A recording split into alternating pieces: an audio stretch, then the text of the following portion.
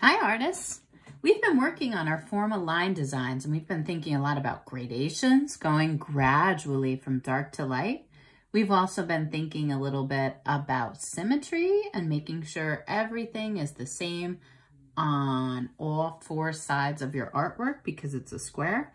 And today we're going to kick it up a notch and we're going to find some additional new shapes. And to do that, you're going to need a couple things. You're going to need either a black colored pencil, a black pen, or some kind of black marker. You're also going to need your colored pencils and your sharpener.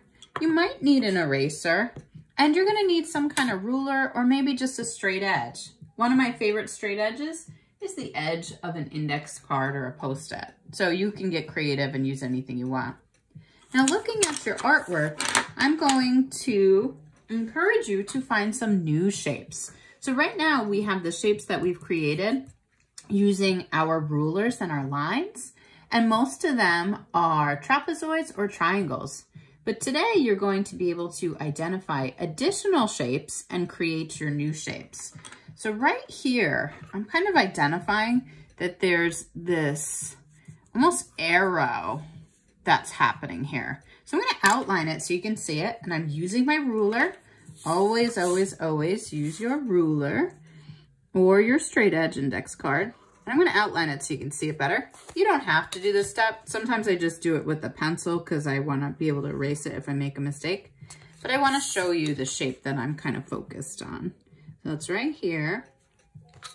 And because we're also thinking of symmetry, I need to find this shape in every single part of my artwork. So I'm going to turn it. Look, there it is again. And I'm going to outline it so you can see it. So they're kind of like these cool arrow shapes that I've identified inside of my artwork.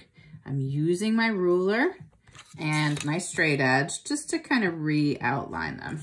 Turn my paper. There it is again. So use your ruler to kind of re-outline these shapes. And you inspired me with your neurographic art. I saw some really amazing creative art where many of my artists used black markers or darker black pens or even colored pencils, and they created these really deep, dark spots. So you guys inspired me today to break out my pens, and I'm finding some new shapes. And I think after I'm done outlining this shape, I think I have all four sides and it's a mirror image. So I'm really thinking about that symmetry. Okay, so let's pan out a little bit. Okay, yep, yeah, that looks like it's all four sides, a mirror image. And if you want, you can leave the pencil lines there. It's entirely up to you. Or you can use your eraser and you can erase anything inside. You might even want to find some more shapes within the inside of that. It's completely up to you how you want to do it.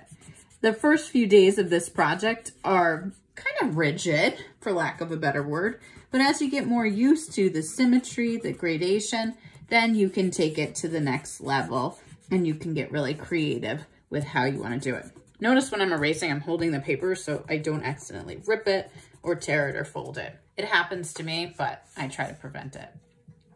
Now I'm going to pick some colored pencils and I'm going to sharpen them with my hand sharpener.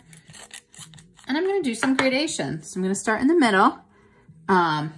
And this point of the triangle, so I'm going to start, and in that pointy corner, I'm going to press really hard and get a dark value. You can use any colors you want, but I'm doing black so I can really kind of show you. And as I spread out and away from that point of the triangle, I'm going to press lighter and lighter and lighter and lighter, and the value becomes lighter and lighter and lighter. So the pressure of my hand directly relates to how dark or light it is. And I want it to be gradual. I want to create a gradation. So I might even go back and say, okay, maybe I'll make this more of a medium. And I'm not putting my colored pencils away. I really have to go back and forth. And you want to do that with all four of your shapes to maintain that sense of symmetry, that balance, that mirror image, whatever you want to call it. Your math teachers would be really excited about this project. And you keep doing the same thing. A lot of pressure, and then slowly less and less pressure, and you go back and forth, back and forth, back and forth. Okay. And you would do the same thing with these two. For the sake of time, I'm just gonna continue on with these so you can see them. I'm gonna pick different colors for the corners. I'm actually gonna pick a dark blue. Gone are the days of coloring books where you have to color in each shape with one gradation, one color. We're making our own shapes. We're coloring them in however we want. This is your artwork. You get to choose.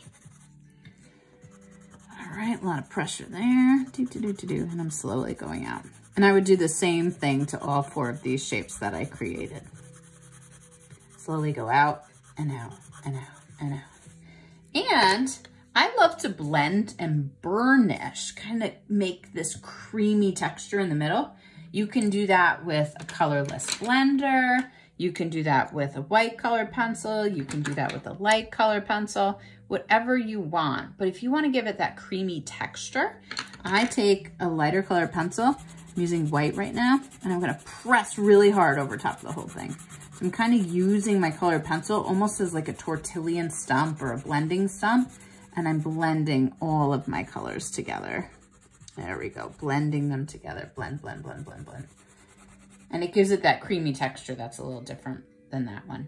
And I'm just gonna keep going right on to the next shape, to the next shape, to the next shape, and just keep doing this. And really one of the biggest predictors of how much you'll like your artwork for this particular project is how relaxed you are and how much time you take. Don't rush. This project, this artwork, if you can really just spend some time every single day for at least a week, it's gonna look really cool when you're done. It's gonna look like an amazing kaleidoscope. And for many of you, if you're nice and relaxed and you're not trying to rush, this will become almost like meditation. You'll be able to do this without thinking. You can put your music on in the background, you can relax, and it'll allow that left side of your brain to just kind of shut off for a little bit and give that part of your brain a break and light up those creativity centers. And that actually feels really good. Give you a screen break, and when you're done and you come up for some air and you take a break from your artwork, you'll feel pretty relaxed. You might even feel rejuvenated. I hope that happens to you, and I can't wait to see what you're working on.